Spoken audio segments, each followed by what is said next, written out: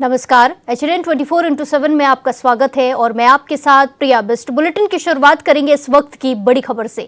इस वक्त की बड़ी खबर यूपी के झांसी से है, जहां कानपुर से झांसी जा रही ट्रक पलटा है, जहां 6 से ज्यादा लोगों के दबे होने की आशंका जताई जा रही है। यूपी के झांसी से इस वक्त की बड़ी खबर है, जहां सड़क हादसा देखने को मिला है। झांसी जा रहा एक ट्रक पलट गया, जिससे 6 से ज्यादा लोगों के दबे होने की आशंका जताई जा रही है। यूपी से बड़ी खबर आपको बताई जा रही है, जहां झांसी में एक बड़ा सड़क हादसा देखने को मिला, जहां कानपुर से झांसी जा रहा ट्रक पलटा है और इस ट्रक के नीचे 6 से ज्यादा लोगों के दबे होने की आशंका जताई जा रही है। बड़ी खबर आपको यूपी से बताई जा रही है, जहां झांसी में बड़ा सड़क हादसा देखने को मिला। कानपुर से झांसी जा रहा एक ट्रक अनियंत्रित होकर पलट गया और इस हादसे में 6 से ज्यादा लोगों के ट्रक के नीचे दबे होने की आशंका जताई जा रही है। बड़ी खबर आपको बताई जा रही है यूपी के झांसी से, जहां सड़क हादसा देखने को मिला है। एक दर्दनाक सड़क हादसा देखने को मिला, जहां कानपुर से झांसी जा रहा एक ट्रक अचानक से अनियंत्रित होकर पलट गया और इस हादसे में 6 लोगों के दबे होने की आशंका जताई जा रही है। बड़ी खबर आपको कानपुर से बताई जा रही है, जहां कानपुर से झांसी की तरफ जा रहा एक ट्रक अचानक से इस सड़क में पलट गया। इस खबर पर ज्यादा जानकारी के साथ सीधे जुड़ेंगे संवाददाता इब्ने हसन जैदी से।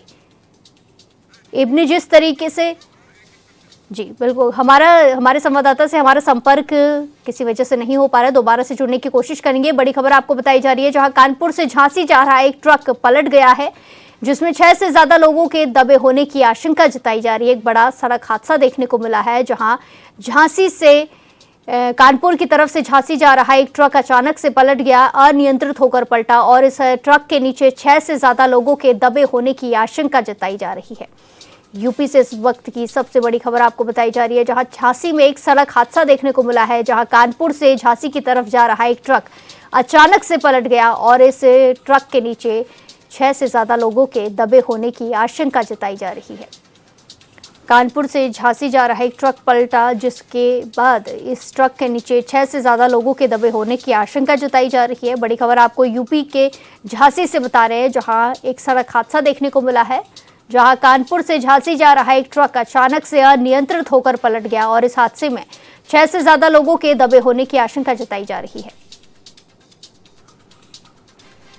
बड़ी खबर आपको कानपुर से झांसी जा रहे ट्रक को लेकर है, जहां कानपुर से झांसी जा रहा है एक ट्रक अचानक से सड़क पर पलट गया, जिससे 6 लोगों के इस ट्रक के नीचे दबे होने की आशंका जताई जा रही है। बड़ी खबर आपको बताई जा रही है, जहां यूपी के झांसी में बड़ा सड़क हादसा देखने को मिला है।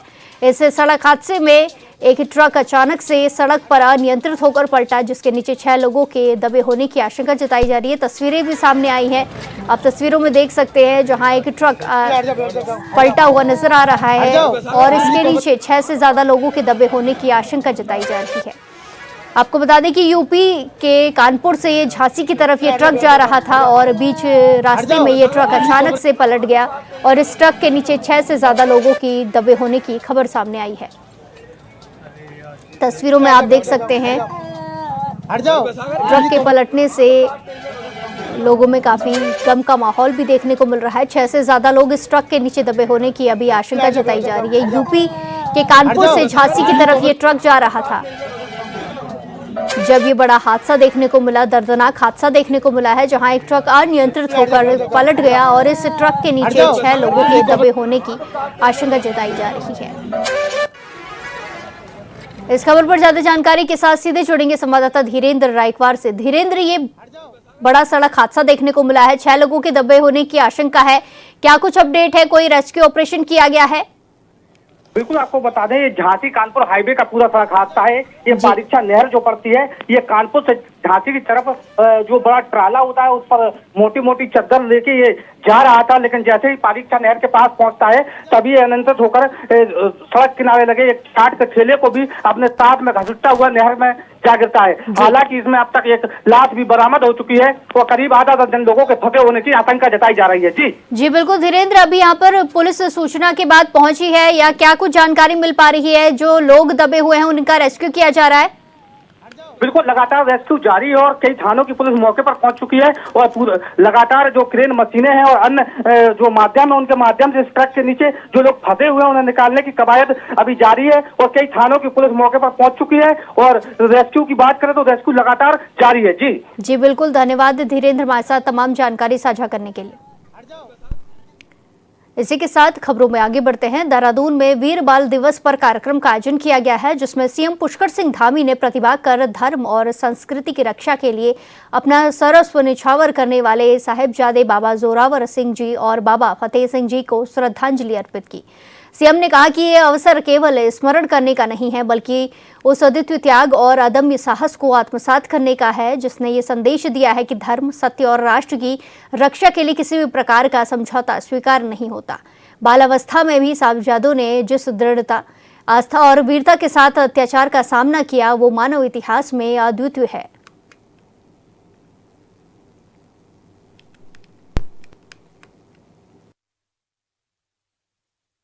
वीर बाल दिवस के इस पुण्य अवसर पर दशमेश पिता श्री गुरु गोविंद सिंह जी महाराज तथा उनके चारों साहबजादों बाबा अजीत सिंह जी, बाबा जुझार सिंह जी, बाबा जोरावर सिंह जी और बाबा फतेह सिंह जी के चरणों में श्रद्धा सुमन अर्पित करता हूं।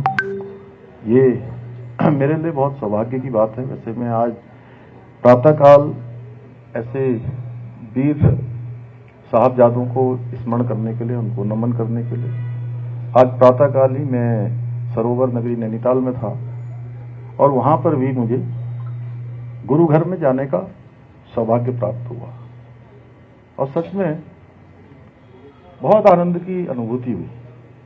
मैं अभी प्रधान जी से यहाँ पर उसके बारे में बात कर रहा था, उनको बता रहा था कि इतना शानदार, इतनी साफ सफाई, इतनी अच्छी व्यवस्था, इतना अच्छा कीर्तन, वहां पर सेवा हो रही थी, जबकि संख्या वो कह रहे थे बहुत कम है। लेकिन पूरे देश भर से आने वाले गुरु घर के भक्त, गुरु घर पर जिनकी कृपा होती है, वो सब बड़ी संख्या में आते हैं। तो मैंने भी आज सवेरे जाकर वहां पर गुरु घर में मत्था टेका, उनके साथ बातचीत करी और वीर साहबजादों को उनका नमन किया, स्मरण किया। और आज आप सबके बीच में भी उपस्थित होना मेरे लिए बहुत सौभाग्य की बात है कि मुझे भी यहाँ आज फिर से आप सबके बीच में उन हमारे वीर साहबजादों को नमन करने का शुभ अवसर प्राप्त हो रहा है। भाइयों बहनों, हम सभी जानते हैं दशमेश गुरु गोविंद सिंह साहब के साहबजादों का जीवन त्याग, शौर्य, धर्म रक्षा और देशभक्ति का जीवंत उदाहरण है। ऐसे जब हम दूर से सोचते होंगे या कभी विचारते होंगे, लेकिन अगर हम बहुत गहराई में जाएंगे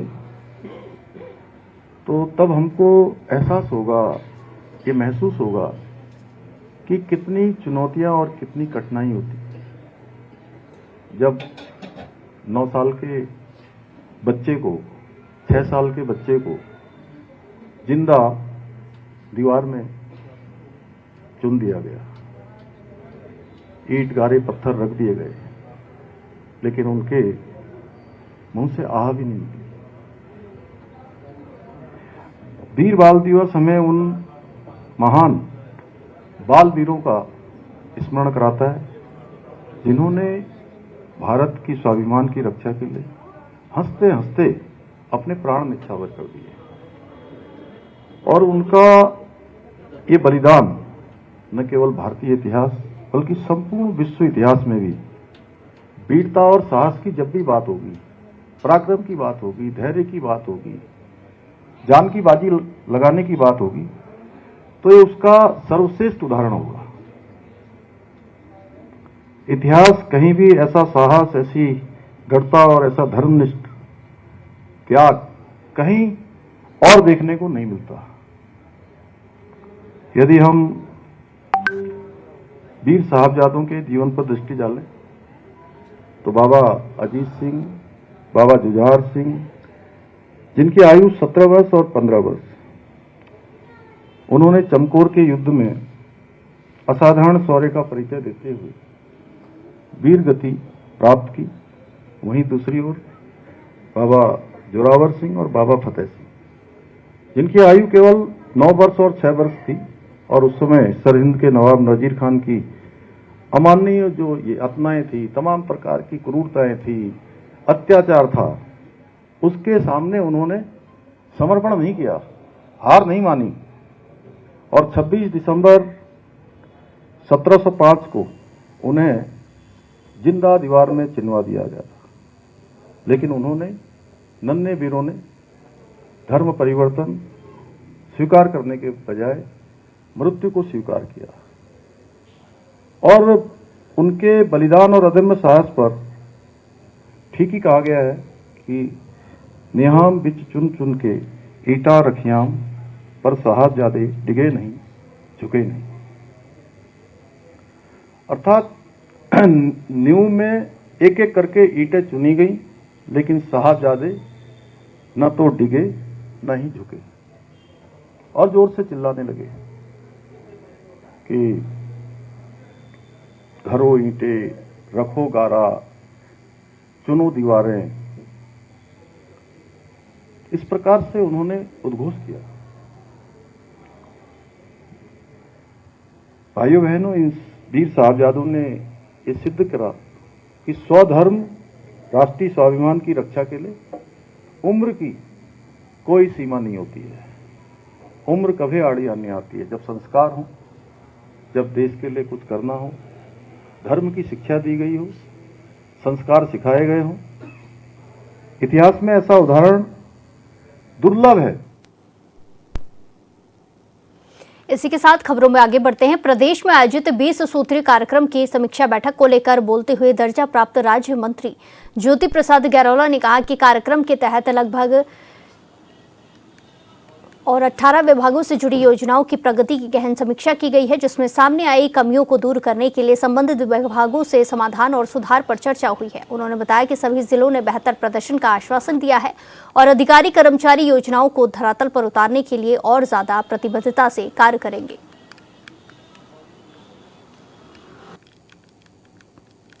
जनपदों में 20 सूत्रीय कार्यक्रमों की समीक्षा का यह कार्यक्रम बनाया था।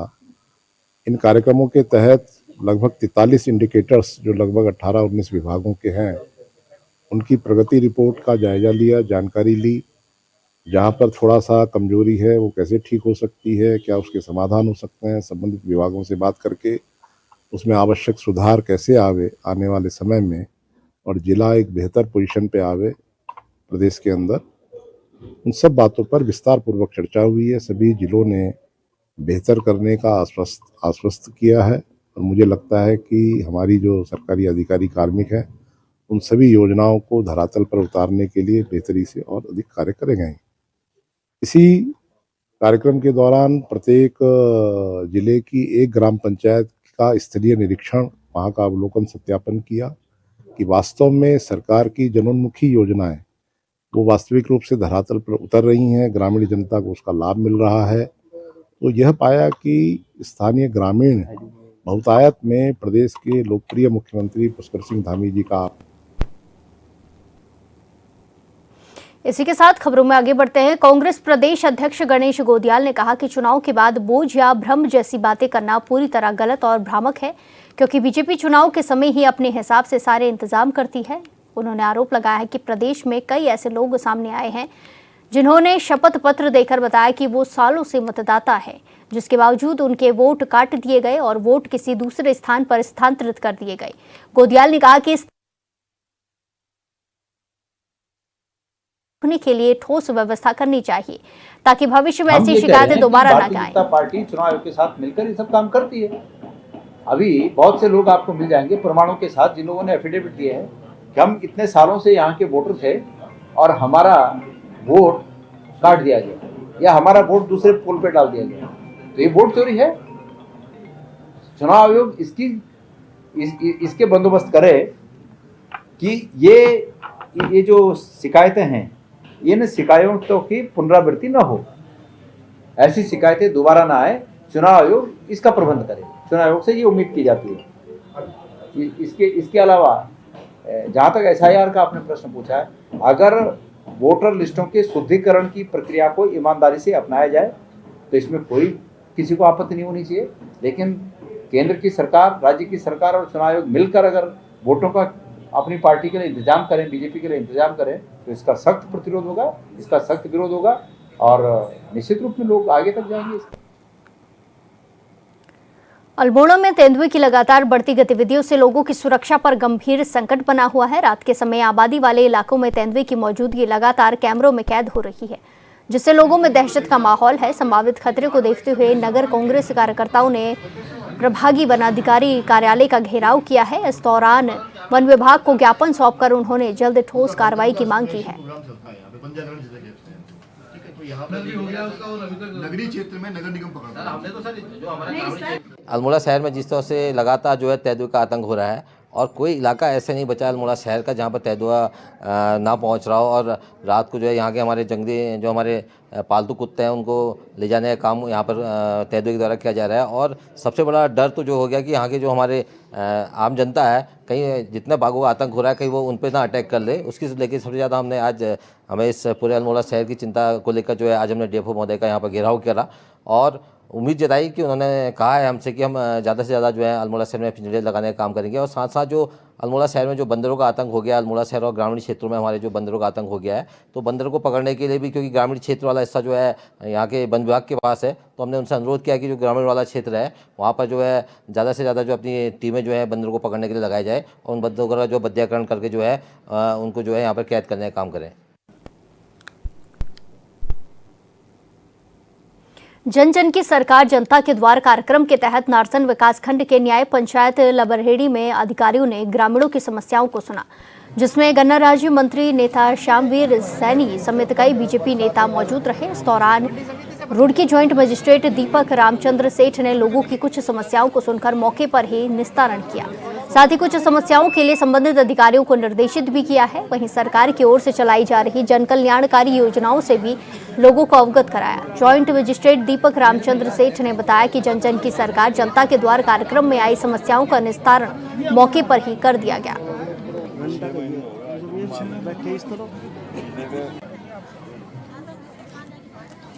और मेरी 6 बीघे जमीन है और सर उस पर जो पानी की नाली जाती थी सर, वो बराबर वालों ने मट्टी उठवा दी और वो नाली बिठाई गई, इसलिए वहाँ सिंचाई बाधित होगी और अब मेरी फसल सूख रही है वहाँ पर।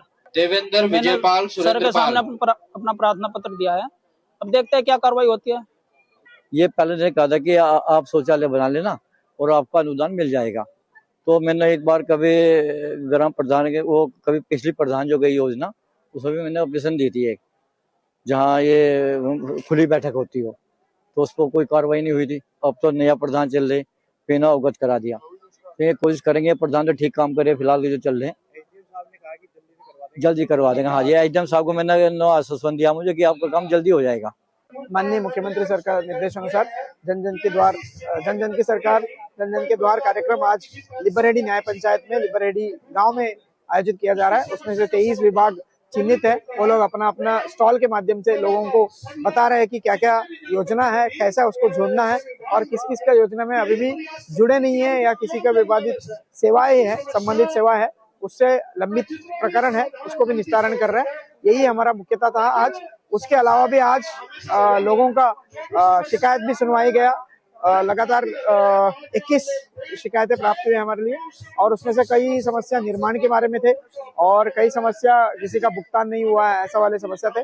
उसको संबंधित विभाग को फील्ड वर्कर को आज ही जाके निस्तारण करने के लिए भी कह दिया और ग्राम पंचायत में सफाई की व्यवस्था के बारे में भी एक चर्चा होने के बाद या एसएचजी के द्वारा या सभी लोग यूजर चार्ज देने के बाद इस व्यवस्था बनाने के लिए सभी लोग एकत्रित हुए।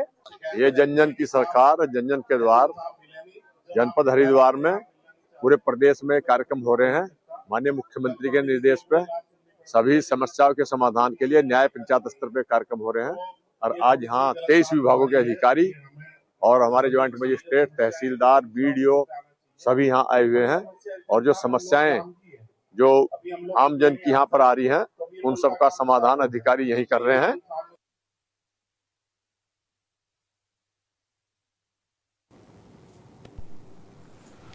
इसी के साथ खबरों में आगे बढ़ते हैं। गदरपुर के आनंद खेड़ा गांव में एक विशेष शिविर का आयोजन किया गया, जिसमें सभी विभागों के कर्मचारी अधिकारी शामिल हुए। इस मौके पर बोलते हुए उप जिलाधिकारी ऋचा सिंह ने कहा कि विभागीय समस्याओं को हल करने की कोशिश की जा रही है। अनेक लोगों की शिकायतें आई थी, उसी क्रम में यह शिविर लगाया गया है, जिसके लिए सरकार का स्पष्ट निर्देश था कि प्रत्येक न्याय पंचायत स्तर तक इस तरह के शिविर का आयोजन किया जाए।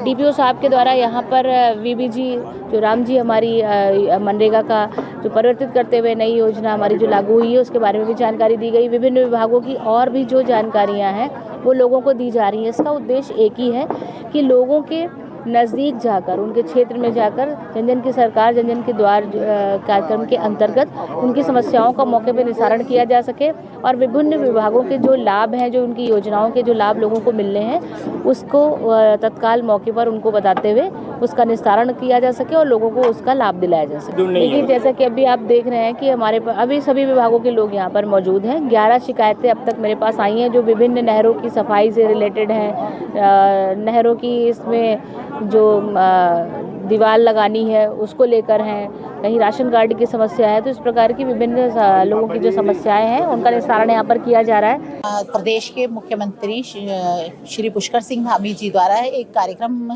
जन जन की सरकार जन जन की द्वार के उस समय बहुउद्देशीय शिविर के आयोजन किया जा रहा है। ये कैंप पहले 20 तारीख को बड़ा खेड़ा न्याय पंचायत में लगा था, उसी क्रम में आज ये आनंद खेड़ा न्याय पंचायत में लगा है। इसका उद्देश्य है कि जो लोगों की समस्याएं होती है उनका समाधान तुरंत उसी समय और एक ही छत के नीचे सभी विभागों, यहाँ पर हमारी एसडीएम महोदया, बीडीओ महोदया सभी यहाँ पर, और इसके साथ साथ 23 विभाग भी उपस्थित हैं, जिसमें जो भी जिसकी समस्याएं होंगी वो तुरंत उनका निस्तारण किया जाएगा। इसमें आप लोग देखते हैं बहुत से लोग होते हैं जो इधर उधर जा नहीं पाते विभागों में, जिसके तहत हमारे माननीय मुख्यमंत्री पुष्कर सिंह धामी जी द्वारा जन जन के सरकार जन जन के द्वार का आयोजन हर एक ब्लॉक में, 2 जगह है ना सर अपने ब्लॉक में भी, हर एक ब्लॉक में 2-3 जगह ये कार्यक्रम रखा गया, न्याय पंचायत स्तर पे रखा गया है। बहुत ही अच्छा कार्य, आप भीड़ देख सकते हैं किस तरह से भीड़ है, लोगों की कितनी समस्या है, इसका समाधान हो रहा है। ये प्रशासन का एक बहुत बड़ा महत्वपूर्ण कदम है, जिसमें सारे विभागों के लोग यहाँ पर उपस्थित हुए हैं एवं जिनको आवश्यकता काम की है, जो लोग अपने विभागों में जा नहीं पाते हैं, उन लोगों को यहाँ पहुँचने का एक बढ़िया मौका है और वो यहाँ एक प्लेटफॉर्म पर सारे काम को अपना करा सकते हैं और करा करके लेके जा भी रहे हैं। और मैं पुनः एक बार पुष्कर सिंह धामी सरकार जी को हार्दिक बधाई देना चाहता हूँ। मेरा नाम निकिता हलदर है, मैं आनंद खेड़ा की निवासी हूँ। मैं जब प्रथम गर्भवती के रूप में आंगनबाड़ी केंद्र आनंद खेड़ा फर्स्ट में मेरा पंजीकृत कराया गया था, जो कि कार्यकर्ती द्वारा प्रधानमंत्री मातृ वंदना योजना का लाभ के बारे में भी बताया गया था, जो कि कार्यकर्ती द्वारा मेरा फॉर्म भी भरा गया, जिससे कि मुझे 5,000 रुपये की धनराशि प्राप्त हुई और मैं केंद्र सरकार बाल विकास को धन्यवाद करती हूँ। इस बुलेटिन में फिलहाल के लिए इतना ही। बाकी तमाम खबरों के लिए देखते रहिए HNN 24/7। नमस्कार।